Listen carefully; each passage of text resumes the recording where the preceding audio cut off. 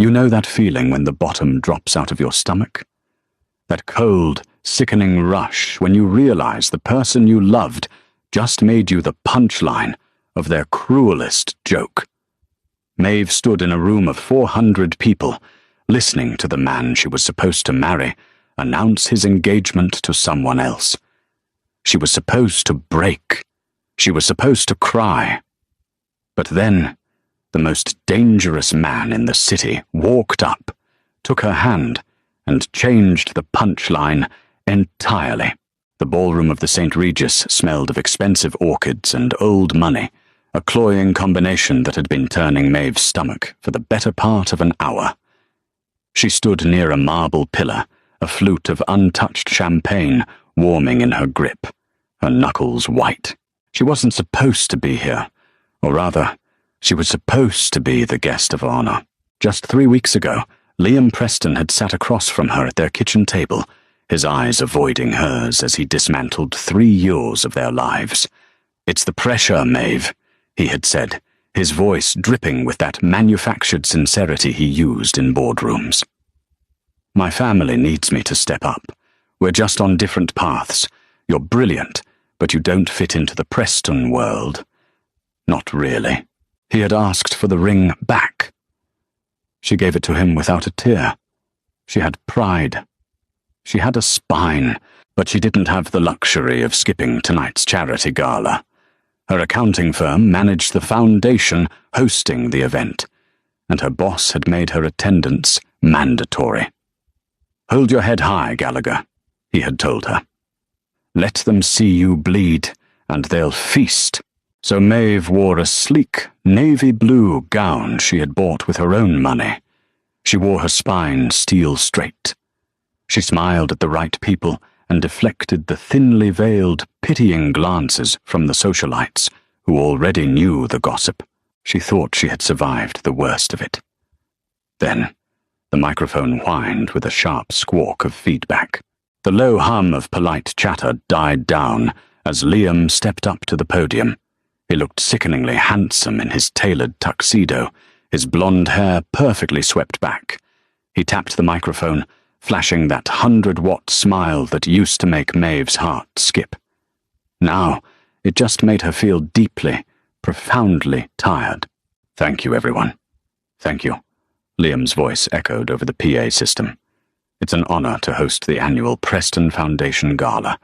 We've raised a record amount for pediatric research tonight." Polite applause rippled through the crowd. Maeve took a sip of the warm champagne. It tasted like ash. "But tonight is special for another reason," Liam continued, his tone dropping an octave, slipping into something intimate. Too intimate for a room of 400 people. "Many of you know that the last few months have been a period of transition for me." Maeve froze. The glass in her hand felt suddenly heavy. The people standing nearest to her subtly shifted their weight, their eyes darting sideways to gauge her reaction. "I've had to make hard choices about my future," Liam said, leaning into the microphone. "About the kind of legacy the Preston family requires. And sometimes you have to realize that what you thought was right was just a placeholder for what is perfect." A cold sweat broke out on the back of Maeve's neck. "Don't do this," she thought, her internal voice a desperate, ragged whisper. "Don't do this here." I realized I needed a partner who inherently understands the demands of our world. Someone with grace, with pedigree, and with a heart as beautiful as her face. Liam extended his hand toward the front row. "Chloe, darling, come up here." Chloe Danvers, the daughter of a real estate mogul, a girl whose entire personality was built around designer bags and a trust fund. She stepped onto the stage, feigning a blushing surprise, her silk dress clinging to her lithe frame. Liam took her hand. "Tonight, I'm not just asking you to open your wallets for a good cause. Asking you to raise a glass to my future. Chloe has agreed to do me the profound honor of becoming my wife." The room erupted. Cheers, clapping, the popping of flash photography from the society pages. Maeve stood, paralyzed, The breath had been knocked out of her lungs. It wasn't just that he was engaged 3 weeks after ending a 3-year relationship. It was the speech. A placeholder for what is perfect. He had publicly, deliberately, reduced her to a temporary convenience. He had stood on a stage and told Boston's elite that she wasn't good enough. The applause felt physical, like slaps against her skin. She saw Chloe turn and scan the crowd, her eyes locking onto Maeve's for a split second. A tiny, triumphant smirk curled the corner of Chloe's glossed lips. Maeve didn't run. Running was what they wanted, but the air in the room had turned to lead. She placed her champagne glass carefully on a passing waiter's tray. Her hands were shaking so badly, the crystal clinked violently against the silver platter. She needed air. She needed to not be in a room where 400 people were celebrating her erasure. Maeve began the long, agonizing walk toward the velvet-draped exits. Every step felt like walking through deep water. The crowd was parting, but not out of respect, out of a morbid desire to watch the wreckage float by. She heard the whispers. Oh God, she actually showed up? Did you hear what he said? Placeholder. Brutal. Well, what did she expect? She's an accountant from Southie. Chloe is a Danvers. She kept her chin up, her eyes fixed on the heavy oak doors at the end of the corridor. Just 50 feet. 40 feet. Maeve! The voice caught her just as she reached the coat check. She stopped, closing her eyes for a fractured second, praying for patience she didn't possess. She turned around. Liam was jogging slightly down the hall, adjusting his cuffs, looking flush with victory. Chloe was trailing just behind him, a massive, obnoxious diamond catching the hallway sconce light. I saw you slipping out, Liam said, stopping a few feet away. His expression was a masterclass in faux concern. I wanted to make sure you were okay. I know this might be a little jarring. Maeve looked at him. Really looked at him. She saw the weak slope of his shoulders, the vanity in his eyes. How had she spent 3 years loving this empty suit? I'm fine, Liam, she said, her voice shockingly steady. Congratulations on the engagement. It was a very theatrical announcement. Chloe looped her arm through Liam's, leaning her head against his shoulder. Oh, don't be bitter, Maeve. Liam just wanted to share our happiness. I told him we should have warned you. But you know how spontaneous he is. Spontaneous.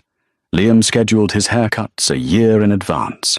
This was calculated, a public execution of Maeve's reputation to cement Chloe's status. I'm not bitter, Chloe, Maeve said, though the acid in her stomach was burning her throat. I'm just leaving. Look, Maeve. Liam stepped forward, dropping his voice into a patronizing register. You're a smart girl. You're good with numbers. You had to know the math on us didn't add up long term. My parents needed me to marry someone. Well, someone in our sphere. No hard feelings? He actually held out his hand. He wanted absolution. He wanted to humiliate her, break her, and then have her shake his hand and tell him it was okay. Maeve stared at his manicured fingers. The urge to spit in his face was overwhelming, but she knew how that would play. Crazy, jealous ex. Before she could form a reply, the atmosphere in the hallway changed. It wasn't a sound. It was a drop in pressure. The few guests lingering near the coat check suddenly fell dead silent, stepping back against the walls, melting into the shadows. The valet attendant dropped his gaze to the floor. Footsteps echoed on the marble. Heavy, unhurried, rhythmic. Maeve turned her head. Declan Walsh was walking down the corridor. He didn't look like the monsters in the stories. He didn't have a scarred face or wear flashy, mob-wife-approved jewelry. He wore a bespoke charcoal suit that cost more than Liam's car. His dark hair was neatly styled, with a few silver threads at the temples. But it was his eyes, pale, glacial grey, that held the violence. They were the eyes of a man who looked at the world and saw only leverage and liabilities. The Walsh family owned the shipping yards. They owned the unions. According to the federal indictments that never quite seemed to stick, They owned half the judges in the state. Declan was the head of the snake. He was 34, notoriously private, and violently protective of his empire. He shouldn't even be here. The Prestons considered themselves high society. The Walshes were underworld kings. They didn't mix, yet here he was, walking directly toward them. Liam's hand dropped to his side. The colour drained from his perfectly tanned face. Even Chloe seemed to shrink, her socialite bravado vaporizing in the presence of actual, terrifying power. Maeve held her breath as Declan approached. She knew of him, of course. She had audited a shell company 2 years ago that, upon deeper inspection, traced back to a Walsh holding group. She had quietly flagged it to her boss, who had turned pale and deleted the file. She had met Declan once, briefly, in a sterile boardroom where he had looked at her with those cold eyes, nodded once, and left. That was it. Declan didn't stop to greet Liam. He didn't even look at him. He stopped directly in front of Maeve. Up close, he smelled of cedarwood, rain, and something sharp, like gun oil. He was easily a head taller than her, broad-shouldered and imposing, blocking out the light from the chandeliers. He looked down at her. The harsh, terrifying lines of his face softened, just a fraction. "You look tired, Maeve," Declan said. His voice was a low rumble, a quiet vibration that seemed to settle in the marrow of her bones. Maeve blinked, completely derailed. It's been a long night, Mr. Walsh." "Declan," he corrected smoothly. He didn't shout. He didn't need to. He commanded the space simply by occupying it. He finally turned his head, his pale eyes sliding over to Liam and Chloe. He looked at them the way a scientist looks at a particularly uninteresting insect. "Preston," Declan said. It wasn't a greeting. It was an acknowledgement of existence, and barely that. "Walsh," Liam managed, his voice cracking slightly. He cleared his throat, trying to puff his chest out. "I didn't realize you were on the guest list. I own the building, Liam. I don't need a list," Declan replied, his tone conversational, yet entirely lethal. He looked back at Maeve. "Are you ready to leave?" Maeve stared at Declan. Her mind raced, trying to find the angle, trying to understand the play. Men like Declan Walsh didn't do favors. They didn't rescue damsels. They made transactions. But right now, standing in front of her ex-fiancé, and the woman who had just helped humiliate her on a public stage, Declan was offering her a door. More than a door. He was offering her a shield. "Yes," Maeve said, her voice finding its strength. "I'm quite ready to leave." Liam's face flushed red. His ego, battered by Declan's casual dismissal, flared up dangerously. He was used to being the biggest fish in the Preston Foundation pond. He forgot, for a fatal second, that Declan swam in the ocean. "Hold on a second," Liam said, stepping forward. "We were in the middle of a conversation, Walsh. Maeve and I have history." She was just congratulating us. Declan slowly turned his entire body to face Liam.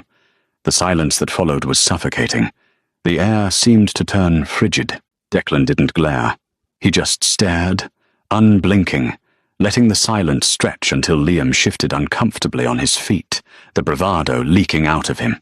"You were speaking to her," Declan corrected quietly. "She was enduring you. There is a difference." Chloe gasped softly, offended, clutching Liam's arm. "Excuse me, Mr. Walsh, but there's no need to be rude. Liam was just checking on her. It's not our fault she couldn't keep up with our circles. We're just trying to be civil."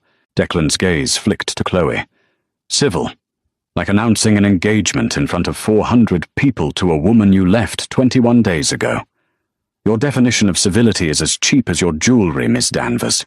Chloe's jaw dropped, her hand flying to cover her diamond, genuinely stung. Liam took a step forward, anger finally overriding his survival instinct. "Watch how you speak to my fiancé, Walsh. I don't care who your family is. You don't disrespect her. And you have no business interfering with Maeve. She's nothing to you." Maeve felt a flush of humiliation return. Nothing. He was right. She was a pawn in whatever power play this was. Declan didn't move. He didn't raise his voice. He simply reached into the inner breast pocket of his suit jacket. "Nothing to me," Declan murmured. He pulled his hand out. Between his long, calloused fingers, he held a ring. It wasn't a modern, flashy diamond like Chloe's. It was an antique, a massive, deep-water emerald, flanked by brilliant cut diamonds set in heavy, tarnished platinum. It was a ring that looked like it had been pulled from a sunken galleon or stripped from the finger of European royalty a century ago. It reeked of blood, history, and immeasurable wealth. Declan reached out and took Maeve's left hand. His touch was surprisingly warm. His fingers were rough, brushing against her smooth skin. Maeve froze, her heart hammering against her ribs like a trapped bird. She looked up into his pale eyes, a silent question screaming in her head. "What are you doing?" Declan held her gaze. The warning was there, subtle but undeniable. "Follow my lead." With a smooth, deliberate motion, Declan slid the heavy emerald onto her ring finger. It fit perfectly. The cold metal settled against her skin, heavy as an anchor. Liam stopped breathing. Chloe stared, her eyes wide, the fake sympathy entirely gone, replaced by naked, ugly shock. Declan kept Maeve's hand in his, lacing his fingers through hers. He turned his head slightly, just enough to look down his nose at Liam. "You seem confused, Preston," Declan said, his voice carrying down the dead-silent hallway. "You called her a placeholder. You called her a bad fit for your trivial little world." Declan stepped closer to Liam. The physical intimidation was absolute. Liam stumbled back a half step. "She wasn't a bad fit, Liam. She was slumming it, and she's not a placeholder." Declan lifted Maeve's hand, the emerald catching the light, burning a brilliant, vibrant green against the shadows. "She's my fiancé. And if you, or your vapid new bride, or anyone in your pathetic family ever speaks her name in public again, I won't buy your foundation out from under you.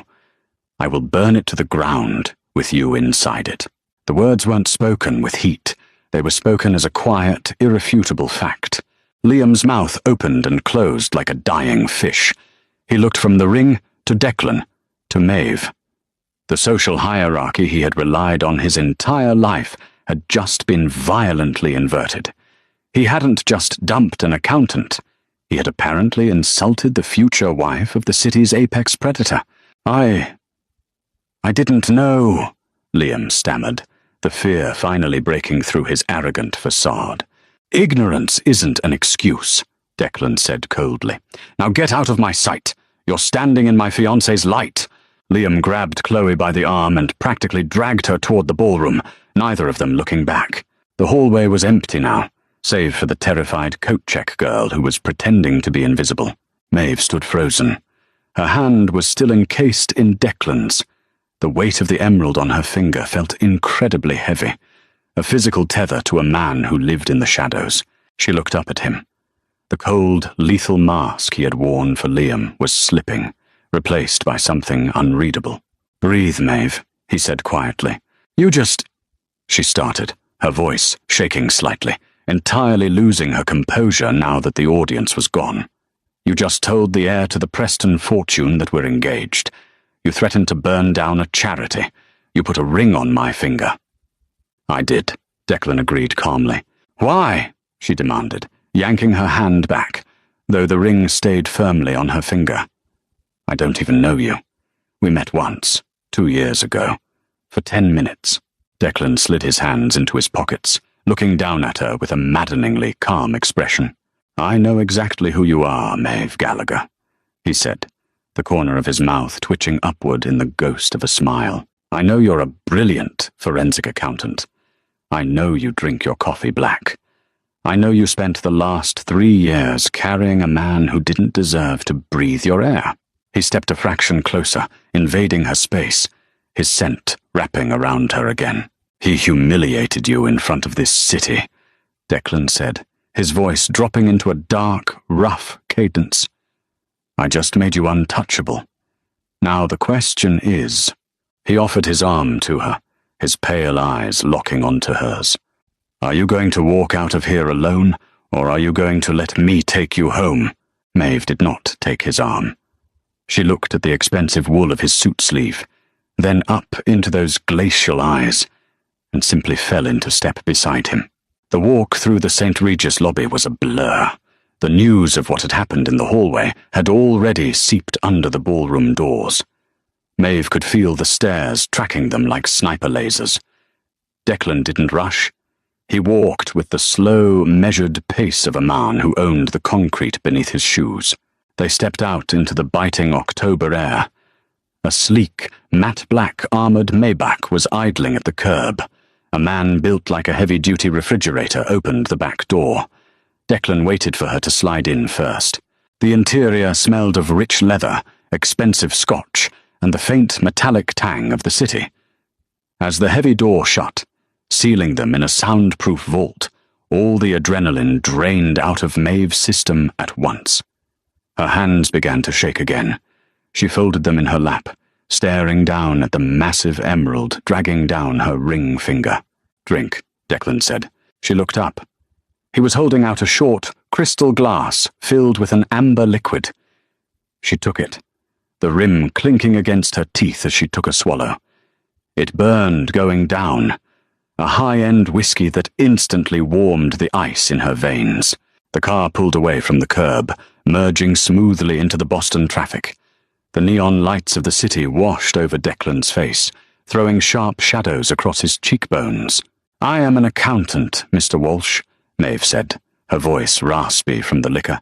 "I spend my life assessing risk, calculating return on investment, and finding the hidden costs in every transaction. So, tell me, what is the hidden cost of this?" She raised her left hand, the emerald flashing in the dim light. Declan rested his elbow on the armrest, watching her with a steady, unblinking gaze. "You think I rescued you for a price? I think men like you don't do anything without a strategic objective," she countered. "You didn't humiliate Liam Preston just because you felt sorry for me. You don't know me. I told you in the hallway. I know exactly who you are." Declan leaned forward slightly. The proximity made Maeve's breath hitch, but she refused to pull back. "2 years ago, you audited a holding company named Oakhaven. You found a discrepancy. $7.2 million, routed through a series of shell corporations, neatly washed and dried. You flagged it to your managing partner." Maeve went incredibly still. "He deleted the file. He told me it was a system error. He told me to forget it if I wanted to keep my career. He deleted it because I paid him to," Declan said plainly, as if discussing the weather. "But you didn't make a mistake, Maeve. Your math was flawless. You found a leak in my ship that my own people missed. I've been keeping tabs on you ever since." Maeve stared at him, trying to reconcile the cold-blooded mobster with the man sitting across from her. "You need a forensic accountant, so you hire one. You don't put a target on their back by dragging them into a fake engagement." "I didn't fake anything," Declan said softly. "The ring belonged to my grandmother. She brought it over from Belfast, sewn into the lining of her coat. It hasn't seen the light of day in 40 years. "That doesn't answer the question, Declan." He sighed, a low, rumbling sound. "My empire is transitioning. The old ways, the docks, the cash businesses, they draw too much heat. I'm moving our capital into commercial banking and international real estate. Legitimate, insured, federally regulated money. To do that, I need to pass board approvals. I need character references. I need to look like a man who is settling down, not a man who settles scores. You need a wife," Maeve translated, the cynicism returning in full force. "A respectable, clean civilian wife to sanitize your image for the Federal Banking Commission." "I need a partner," Declan corrected, his voice hardening. "Someone who won't flinch when the federal agents knock. Someone who can read a ledger and tell me who in my inner circle is currently bleeding me dry. Because that $7 million you found 2 years ago, it was just the beginning. Someone inside my house is stealing from me. I need someone looking at the books who isn't connected to the bloodlines. Maeve looked down at the ring. The math was laid out in front of her. Liam had dumped her because she didn't have enough social capital to elevate him. Declan was claiming her because her brain and her clean record were exactly the assets he required. It was cold. It was transactional. It was exactly what she needed to hear. She didn't want poetry. She wanted terms. "If I do this," Maeve said, her voice dropping into a professional cadence, "if I play the fiancé and I find your rat in the ledgers, what's my fee?" A genuine, dangerous smile curved Declan's lips. It transformed his face, making him look younger, sharper, and utterly lethal. "Protection," Declan said. "Total, absolute immunity from the world. You keep the ring. I buy you a partnership in any accounting firm in the state, or fund your own. And in the meantime, I make sure that Liam Preston and his new bride cross the street when they see you coming for the rest of their pathetic lives." The car rolled to a smooth stop. Maeve looked out the window. They were parked outside her modest apartment building in South Boston. The neighborhood was asleep. Declan reached across the seat. He didn't touch her hand this time. He just tapped his index finger against the edge of the emerald. "Take the night, Maeve," he said quietly. "If you take the ring off and leave it in your mailbox, my men will pick it up tomorrow. You'll never see me again. But if you walk into my office tomorrow morning wearing it, you are mine. We play this game to the bone. No half measures." Maeve opened the door. The cold air rushed in. She stepped out onto the curb, turning to look at him one last time. He sat in the shadows of the Maybach, an apex predator waiting for her decision. She shut the door without a word and walked up the steps to her building. She didn't sleep that night. She sat at her small kitchen table, staring at the green stone. She thought about Liam's patronizing voice. She thought about the pitying looks of the society wives. Then she thought about the cold, absolute certainty in Declan Walsh's eyes when he told the city she was untouchable. At 7 a.m., Maeve took a shower. She put on her sharpest black suit, tied her hair back into an unforgiving knot, and left the ring exactly where it was. The offices of Walsh Holdings were located on the top 3 floors of a glass and steel high-rise overlooking the Boston Harbor. It didn't look like a mafia stronghold. It looked like a Fortune 500 hedge fund. When Maeve stepped out of the elevator, she was immediately flanked by 2 men in tailored suits who looked entirely too comfortable with the heavy bulges under their jackets. They didn't ask her name. They simply nodded at her left hand and escorted her down a long corridor lined with modern art. Declan's office was a massive corner suite with floor-to-ceiling windows. He was standing by the glass, looking out at the shipping containers stacked like colorful blocks miles below. He wore his trousers and a crisp white shirt, the sleeves rolled up to his forearms, revealing the faded ink of a Celtic cross on his left wrist. He turned as she walked in. His eyes dropped to her hand. He saw the emerald. The tension in his broad shoulders released just a fraction, though his face remained a mask. "Coffee is on the desk," Declan said, walking toward a massive mahogany conference table, piled high with leather-bound ledgers and hard drives. "Black, just how you like it."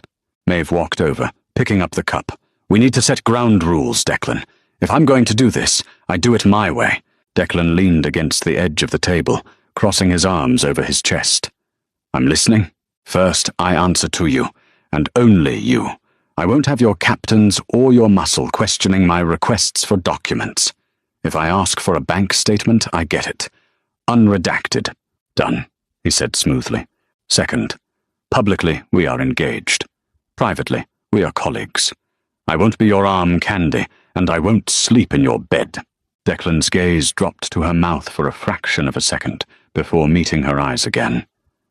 The air in the room suddenly felt very thick. "You'll sleep in my house. The press and the feds will be watching. I have a guest wing.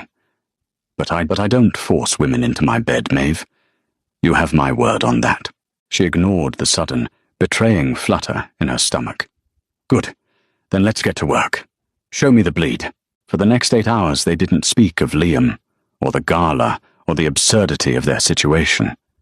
They spoke the language of numbers. Declan was fiercely intelligent. He understood the macroeconomics of his empire perfectly, but he lacked the microscopic patience required for forensic auditing. Maeve dug in.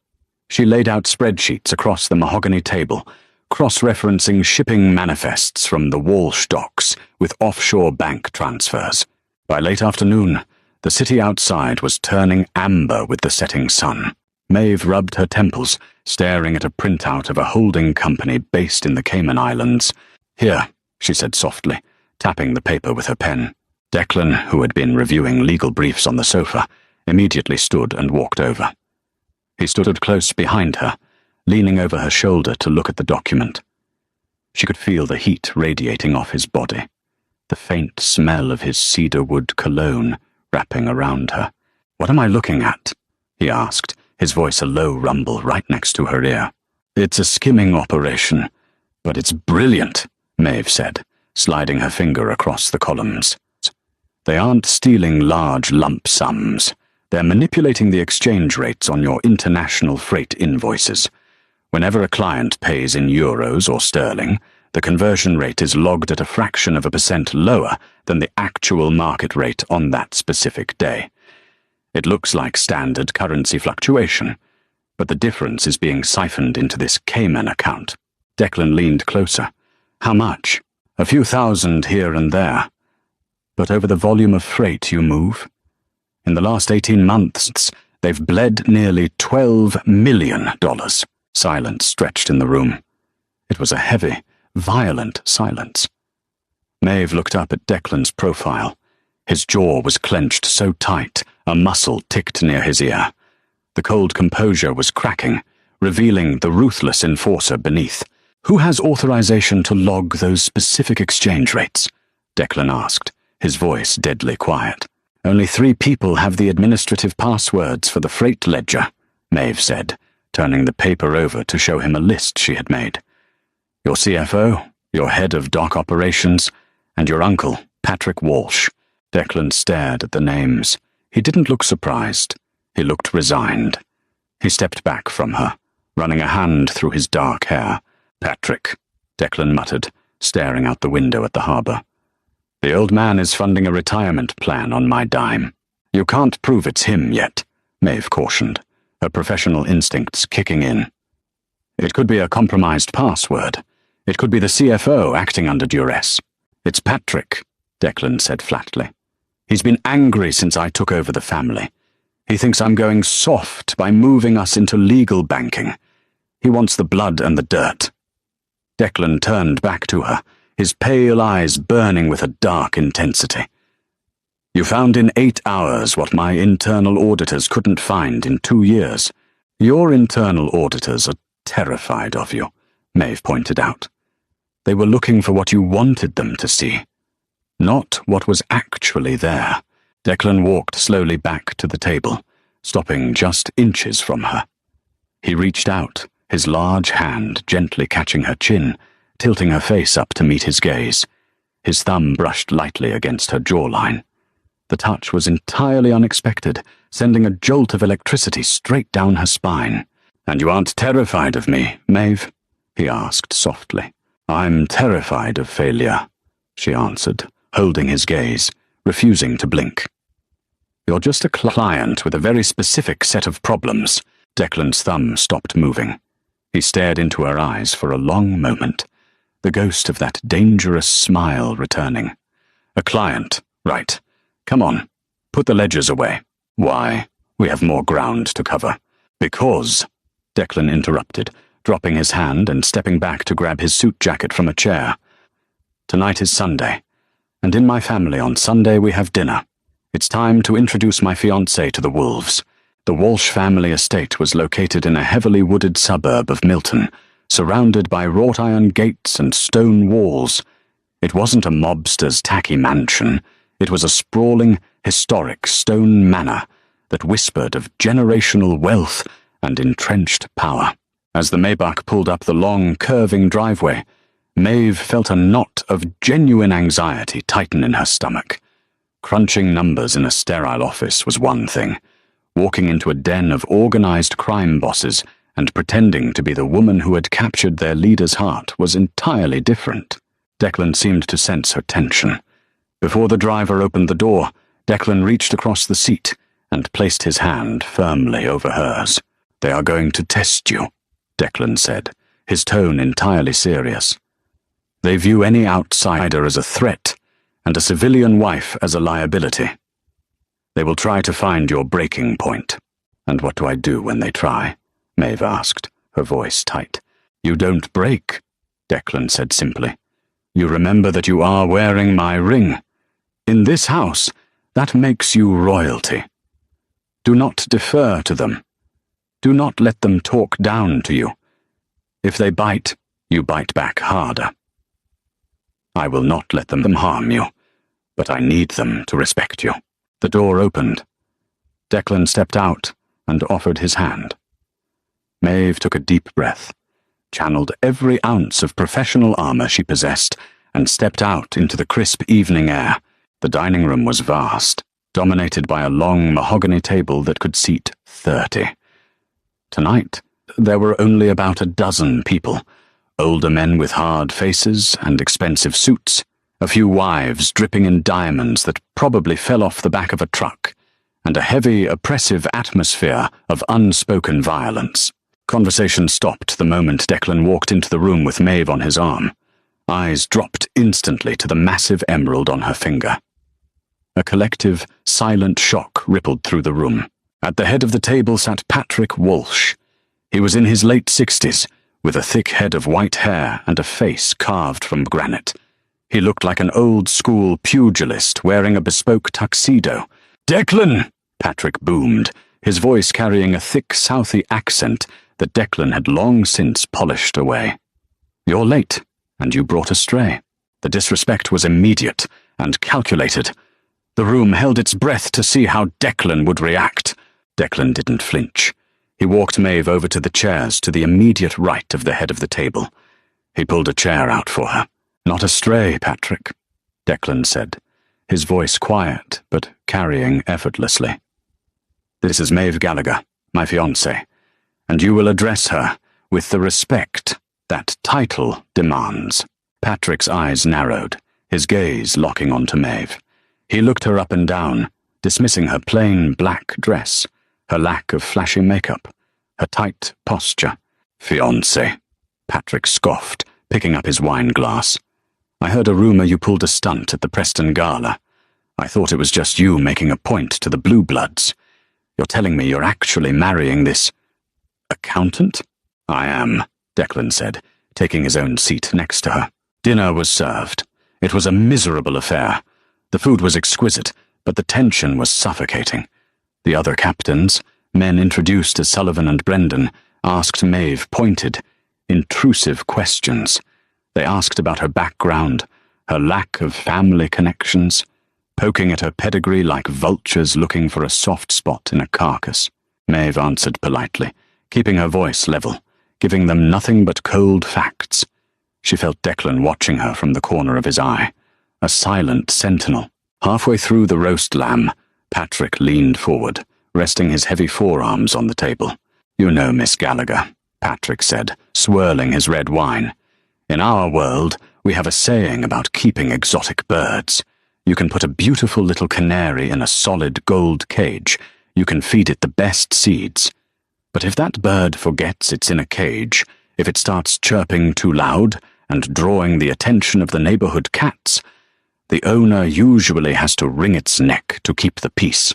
The table went dead silent. The wives looked down at their plates. Brendan and Sullivan smirked into their napkins. It wasn't a veiled threat. It was a promise.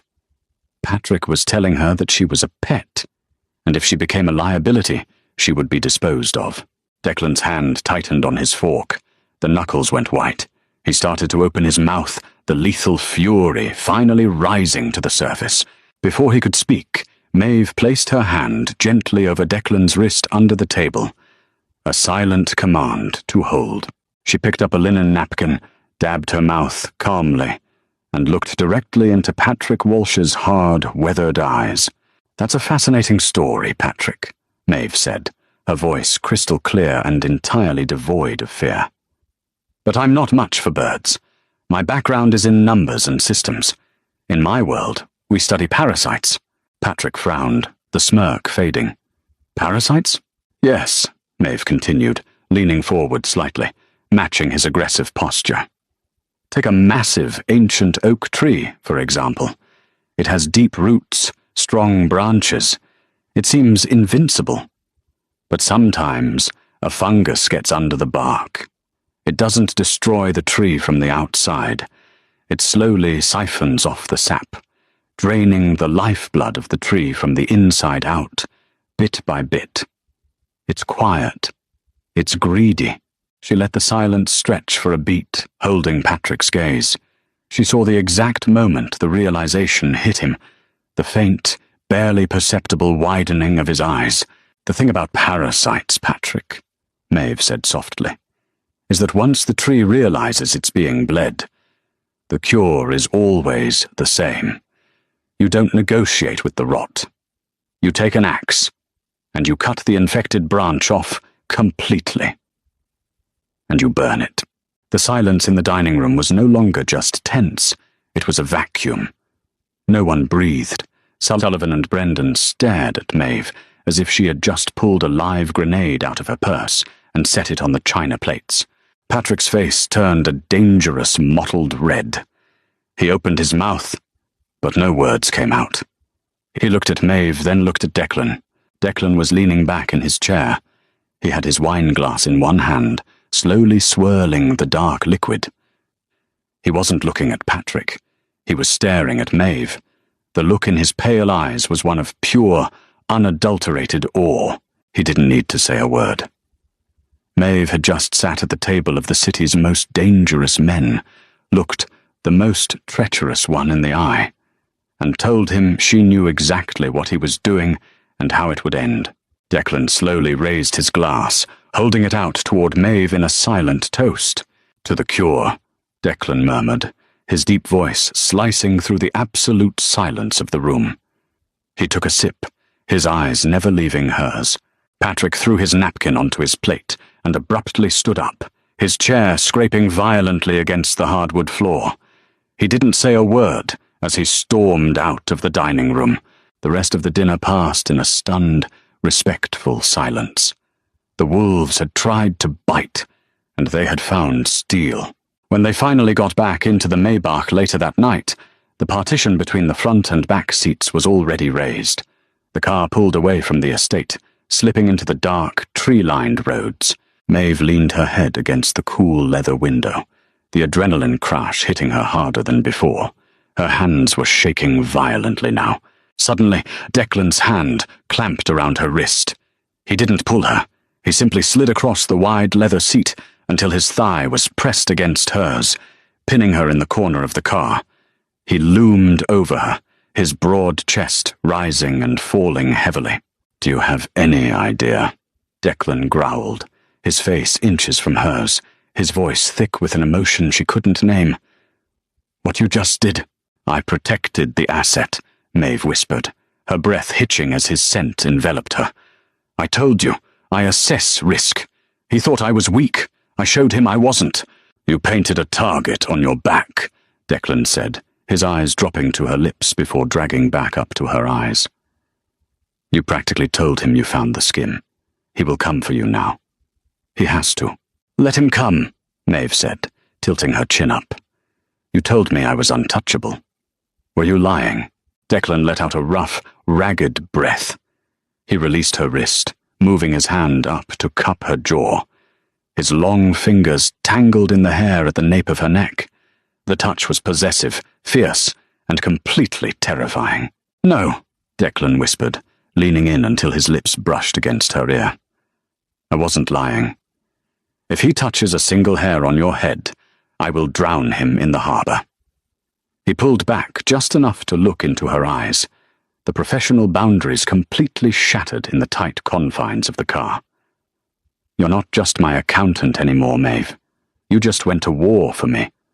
And in my world, That means you belong to me. The transition from a cramped South Boston apartment to the sprawling Walsh estate was supposed to be a logistical headache. Instead, it became the bait.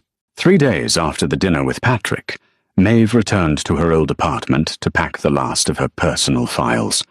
Declan had insisted on sending 2 of his men, but Maeve had brokered a compromise. They waited downstairs in the black SUV. She didn't want her neighbors, people who had known her for years, watching her get escorted out by armed guards like a cartel bride. She walked up the 3 flights of stairs, her keys jingling in her hand. The hallway smelled faintly of boiled cabbage and old carpet. It was a smell she associated with independence, with late nights studying for her CPA exams, with a life she had built entirely on her own. She unlocked her door and pushed it open. The first thing she noticed was the draft. The fire escape window was wide open, the faded curtains billowing inward. The second thing she noticed was the smell of expensive, familiar cologne beneath the scent of stale cigarette smoke. Liam was sitting at her small kitchen table. He looked terrible. The golden boy sheen had completely rubbed off. His bespoke suit was wrinkled, his tie loosened, his eyes rimmed with red. He looked up as she stepped inside, a frantic, jittery energy vibrating through him. But he wasn't alone. Standing by the open window, blocking the fire escape, was a man Maeve didn't know. He was built like a cinder block, wearing a cheap leather jacket. He held a suppressed pistol, the long, ugly cylinder of the silencer, resting casually against his thigh. "Close the door, Maeve," Liam said. His voice was hoarse, lacking the polished resonance he used at his foundation galas. Maeve didn't scream. Panic was a luxury she couldn't afford. She closed the door, letting the deadbolt click into place. She kept her purse strapped across her shoulder, her hand hovering near the panic button Declan had programmed into her phone. "Your gorillas downstairs are taking a nap in the alley," the man by the window rasped. "Don't bother with the phone." Maeve looked back at Liam. He was staring at her hands. He was staring at the emerald. "What are you doing here, Liam?" she asked, her voice deliberately flat. She didn't sound scared. She sounded like an auditor finding a clerical error. "You ruined me," Liam hissed, leaning forward. The frantic energy spiked into anger. 3 days, Maeve. It took Declan Walsh 3 days to pull the Foundation's funding. He called the mayor. He called the zoning board. My family's new development project is dead in the water. Chloe's father is threatening to call off the wedding. You completely ruined my life." "You ruined your own life," Maeve corrected softly. "I just stood there while you did it." "Shut up!" Liam slammed his fist on the table. The cheap veneer rattled. "You think you're so smart? You think you can just hook your wagon to a monster and watch me burn? Well, someone reached out to me. Someone who doesn't like the way Declan does business." "Patrick Walsh," Maeve stated. The man by the window smiled, a grim, humorless stretching of the lips. "The old man sends his regards." The pieces fell together with sickening clarity. Patrick couldn't move on Declan directly without fracturing the entire organization. But he could take Maeve. If he held the woman Declan had publicly claimed, he held leverage. He could trade her life for the ledgers she had compiled, bury the evidence of his theft, and make Declan look weak in front of the captains. And he had used a desperate, broken Liam Preston to get past the perimeter. "Patrick promised to restore my Foundation's funding," Liam babbled, scrubbing a hand over his face. "He said if I just got you to open the door, if I just kept you here until his guys arrived, he'd make everything go back to normal." Maeve looked at the man she had almost married. There was no hatred left. There was only a profound, hollow pity. "Liam," Maeve said, her voice dropping into a register of absolute, chilling certainty. "Patrick Walsh is going to kill us both. Me, because I have his ledgers. You, because you are a loose end." Liam blinked, the desperate hope in his eyes fracturing. No, he said..." "He lied," she snapped. She turned her attention entirely to the man with the gun. "If you pull that trigger, or if you try to drag me out of here, Declan will dismantle you. He won't just kill you, he will take his time. You know exactly what he is, the enforcer sneered. Declan's soft. Patrick is taking the family back to the old ways. Now drop the bag and walk toward the door. We're taking a ride to the docks. Maeve didn't move. She calculated the distance to the door, the weight of her purse, the angle of the gun. The math was terrible. There was no way out of the room. She planted her feet. No. The enforcer raised the pistol, aiming it directly at her chest. I don't need you breathing to make the trade, lady. Patrick just needs the ring. Liam scrambled backward, his chair tipping over with a crash. Wait! You said no one was getting hurt. You said... Shut up, kid, the enforcer barked. The enforcer took a step toward Maeve, his finger tightening on the trigger. Then the apartment door exploded. It wasn't a kick. It was a breach. The heavy wood splintered inward with a deafening crack, the deadbolt tearing out of the doorframe. Before the wood even hit the floor, a shadow moved through the threshold with terrifying speed. The enforcer whipped his gun toward the doorway. 2 suppressed shots spit from the hallway. Thwip, thwip. The enforcer dropped like a stone. 2 neat holes punched through his chest. He hit the cheap linoleum floor and didn't twitch. Silence slammed back into the apartment, heavy and ringing. Declan stepped over the splintered door. He wasn't wearing his tailored suit jacket. His white shirt was unbuttoned at the collar, his sleeves rolled up. He held a matte black handgun at his side. His face was entirely devoid of human emotion. He looked like a machine built for a single, violent purpose. Behind him, 2 more men flooded the room, instantly securing the windows and the perimeter. Declan didn't look at the dead man on the floor. He didn't look at Liam, who was backed into the corner, openly weeping with his hands over his head. Declan looked at Maeve. He crossed the room in 3 strides, dropping his weapon onto the table. He grabbed her by the shoulders, his large hands gripping her tight enough to bruise. His pale eyes scanned her face, her neck, her arms, looking for blood. Are you hit? His voice was a harsh, ragged grate. No, Maeve breathed, the adrenaline finally giving way to a violent tremor. She grabbed his forearms, anchoring herself to his solid weight. I'm fine. Declan, I'm fine. He let out a breath that sounded like a curse. He pulled her against his chest, burying his face in her hair. He held her there for 5 long seconds. It wasn't the embrace of a client. It was a man realizing how close he had just come to losing his own pulse. When he pulled back, the raw relief vanished, replaced instantly by absolute, freezing rage. He turned his head slowly toward the corner.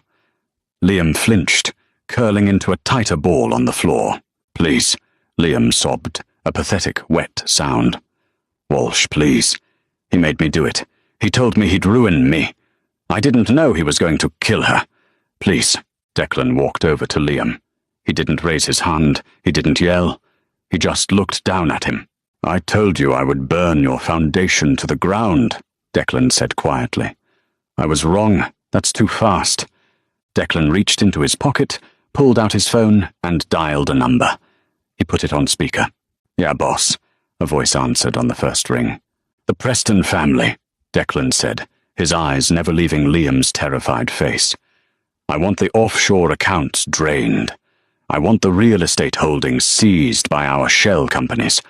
I want the IRS tipped off to his father's tax evasion. And I want Chloe Danvers' family told that if they proceed with the wedding, they share the Preston debt. Consider it done. What about Patrick? Patrick is currently bleeding out on the floor of the harbour warehouse, Declan said coldly. He made a play.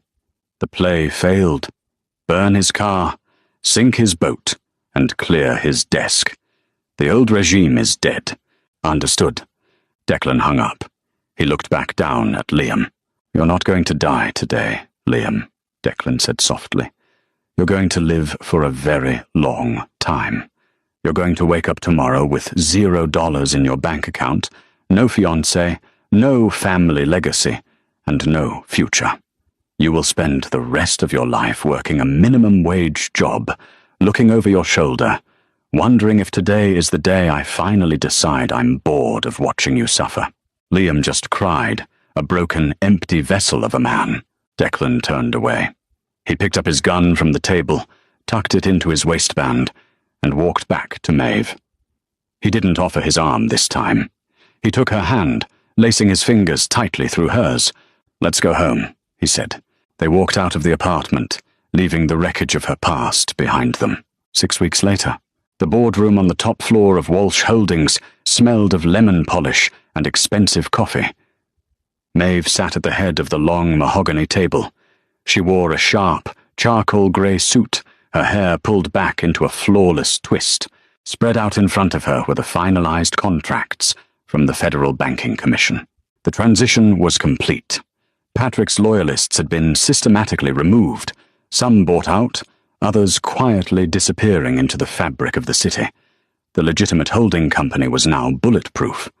Maeve had spent 100-hour weeks cleaning the ledgers, restructuring the assets, and sealing every crack in the armor. She closed the final leather-bound folder. The heavy glass doors of the boardroom swung open. Declan walked in. He looked tired, but the tension that had always tightened the corners of his eyes was gone. He owned the city completely now, and it was entirely legitimate. He walked around the table and stopped next to her chair. He didn't look at the contracts. "The board approved it," Maeve said, tapping the folder. "Walsh Holdings is officially a regulated commercial banking entity. The feds gave the green light this morning." "I know," Declan said. "Your accounts are clean. Your uncle's mess is buried. The operation is secure." Maeve kept her voice strictly professional, but her heart was beating a heavy, frantic rhythm against her ribs. This was the end of the contract. The job was done. She reached for her left hand. She gripped the heavy platinum band of the emerald ring. It resisted for a second, catching on her knuckle before sliding off. The skin underneath felt strangely bare and cold. She placed the ring on top of the leather folder. The green stone caught the harsh boardroom lights. "The terms are fulfilled," Maeve said, looking up at him. She forced her voice to remain steady. "You have your clean slate, and as agreed, my new firm's lease is signed. I start taking on my own clients on Monday." Declan looked down at the ring. He didn't touch it. He braced his hands on the arms of her chair, leaning in, trapping her against the mahogany table. "You're a brilliant accountant, Maeve," Declan said, his voice dropping into that low, rumbling cadence that always made her breath catch. "But your risk assessment on this specific transaction is deeply flawed." "How so?" she whispered. "You think this was just a job?" He reached out, his calloused thumb brushing the side of her neck, tracing the line of her jaw. "You think I let a woman walk into my house, look my most dangerous enemies in the eye, and protect my life, just so I could let her walk away when the paperwork was signed?" Maeve looked up into those glacial eyes. They weren't cold anymore. They were burning. "We had an arrangement, Declan," she said, though the conviction in her voice was crumbling rapidly. "The arrangement was to keep you safe from Liam Preston," he countered. "Liam Preston doesn't exist anymore. He's working the night shift at a toll booth in Jersey. The threat is neutralized. The contract is void." He picked up the ring from the folder. He didn't ask. He took her left hand, holding her fingers firmly in his grip. "I don't want an arrangement anymore," Declan said fiercely. "I don't want a consultant. I want my partner. I want the woman who didn't flinch when the guns were drawn. I want you, Maeve, for real, to the bone. No half measures." He didn't wait for her to answer. He slid the heavy emerald back onto her ring finger, pushing it securely into place. Maeve looked at the ring, then up at the man who had torn her world apart just to build her a new one. She remembered the humiliation in the ballroom, the cold certainty of his voice when he claimed her, and the absolute violence he unleashed to protect her. He was a monster to the rest of the world, but to her, he was the only solid ground she had ever stood on. She didn't pull her hand away. Instead, she reached up, her fingers tangling in the collar of his shirt, and pulled him down to her. When he kissed her, it wasn't polite, and it wasn't a performance. It was a claim. It was possessive, desperate, and terrifyingly real.